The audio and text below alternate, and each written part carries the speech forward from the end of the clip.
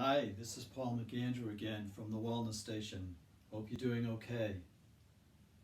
So during this time when we're doing a lot of quarantining, we're spending an awful lot of time in the home, but also keeping social distancing, we're doing a lot of walking. And I happen to live in Durham, North Carolina, and I live about 3 blocks away from a very beautiful section of Duke Forest. So I'm able to do a fair amount of walking with my wife, walking with our dogs, and really enjoying ourselves in this beautiful time of the year.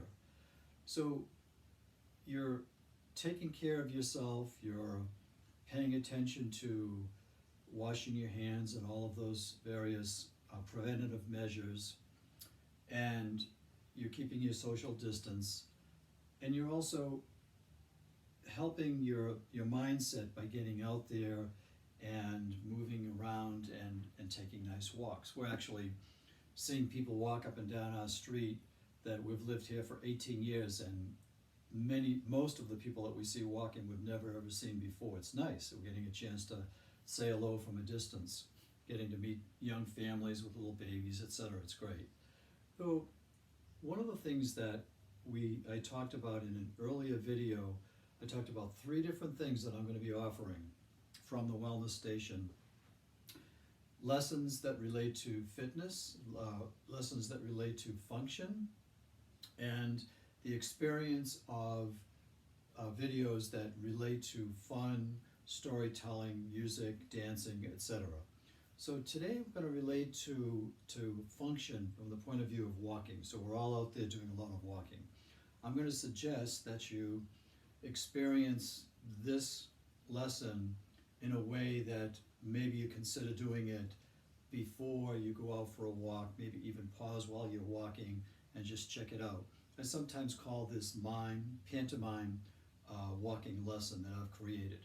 So I'm going to stand sideways. If you put one foot back behind the other, and then you just rock forward and back, pivoting, in this case on this rear leg, the right leg, can you see how I'm pivoting up onto the base of the toes?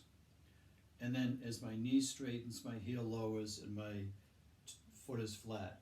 So I send my pelvis forward, I invite my heel to rise, I roll onto the base of the toes, and my weight shifts onto the front leg. Now the front leg, as I shift onto it, is going to get straighter, and naturally that's to give me better support. So if I shift so that you're able to see now this leg is the front leg, as I come forward, you can see it getting straight, and naturally that's a better position for it to support me while I'm stepping through with the other leg. What I'm looking at with the rolling of the ankle, if you look at this rear leg now, as I come forward, I'm rolling up onto the base of the toes and allowing my feet and my legs to have more of a rolling wheel-like motion, a very horizontal fluid movement rather than a stiff kind of up and down motion. So try that a little bit. Put one foot behind the other and just rock forward and back. And as you rock forward, the front leg is going to straighten, the rear leg is going to bend with the heel up, and you're bending at the base of the toes. When you come back, it's as if you're choosing, let's pretend that you're a little confused. Oh, wait a minute, I can't decide whether to go forward or go back, go forward or go back. So now you're going back. As you take a step back, that rear leg straightens. Now it's taking your weight. So the front leg can step and take another step back. So you're working with the base of the toes to get them to participate in that rolling motion of walking. Now you might notice that as I'm doing this, that something's happening with my hips. What's happening is I'm shifting onto the weight-bearing leg. So if I were to simulate walking right now, like if I was doing pantomime walking, as I do this, it would represent that this leg is about to step through. So my pelvis went over there. Why?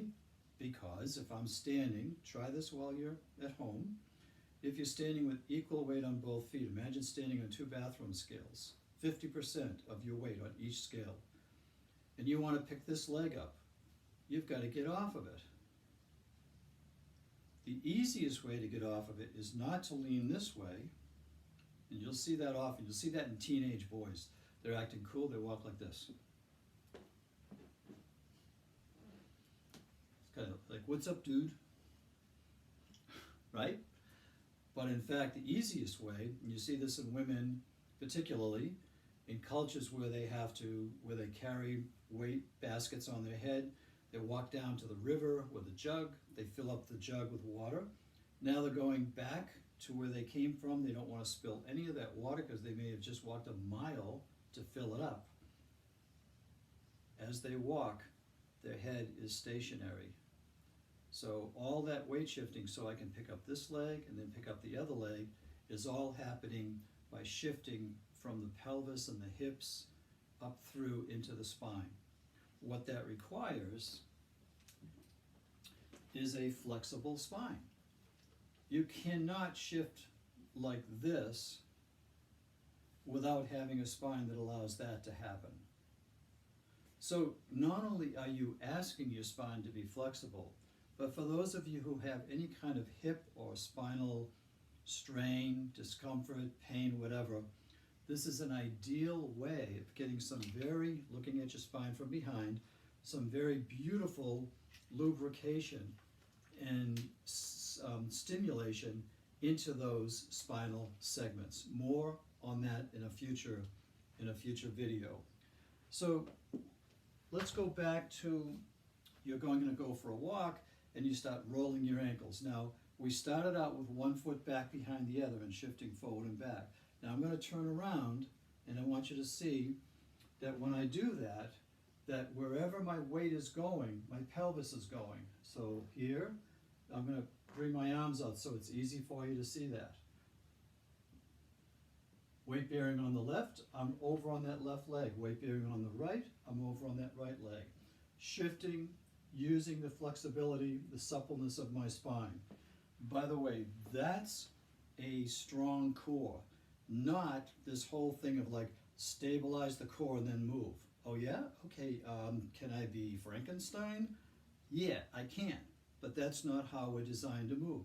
A stable, very strong, supple core is a responsive core, one that responds to what you're asking it to do, not one that rigidifies itself and then says, okay, now move. I was at the gym a while ago. Trainer was working with a guy about 10 years younger than me. He looked like he was in his 60s. And the guy was doing these modified squats with a weight in his hand. And the trainer's saying to him, stabilize that core, pull in that core, hold that core, pull in that core. I didn't say a word, but I can tell you I was thinking, oh my God, that poor man. Because you cannot pull in your core. You cannot hold your core and go over properly. As I go over, I'm releasing and lengthening the front of my abdominal area. More on that in the future. I digress, but I get kind of caught up in this stuff. Movement, as you might imagine, movement and function and comfort and fitness is my passion. So you notice that when I first demonstrated this, the one foot was back behind the other, but now I'm going to do it more like someone doing pantomime walking. The feet are side by side. As I let my right knee bend, I'm going to shift my hips to the left. So whichever knee is bending, my hips glide away. There was a dance in the 80s. It was kind of like for white people to give themselves permission to move their pelvis, and it was called the bump. So someone was up next to you, boom. Someone's up next to you, boom. When I bump them with this hip, this knee goes forward. I roll up onto the base of those toes. So now I'm starting to get a feel for like, oh, there I am, walking down the street with this nice fluid movement, shifting my weight from one leg to the other. Now, put your hands on your chest and begin to let a light from your chest turn with the movement. Notice which leg that light is going to shine over. Which leg is that light from your chest going to shine towards? Yeah. You see? You feel it? Now, many of you are going to feel the urge to do this. You're going to shine the light over the leg that's getting straighter. So do that. Feel it. And then compare it with shining the light over the leg that, in fact, right now, this leg is bent, the light is shining over it. That's what happens when you're not walking naturally. You just, Now notice my head, my eyes are straight on, because in life, mammals like to keep their eyes on the horizon, and therefore you need freedom between the head and the neck and the chest so that you can allow for that natural rhythm to occur. If you're having a hard time getting a feel for the hips gliding, walk up, back into the wall, put your back against the wall, but bring your hips away from the wall. Now pretend you've got a friend, a buddy, a spouse, a lover, whatever, whoever that you feel like imagining is next to you, really close. Maybe they're right here. Let this knee bend, give them a little bump. Boop. Now this knee straightens, inviting the pelvis back. Now that person's over here. Give them a little bend from this leg. Boop. So watch, whichever leg is bending, the pelvis is moving away from it. Bending, away. Bending, away.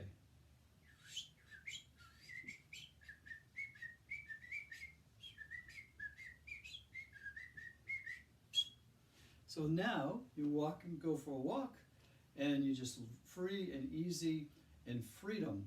The absence of fear, the presence of trust during this challenging time is manifested in your body, from your feet, your toes, the bottom of your feet on the ground, all the way up through your head to the heavens.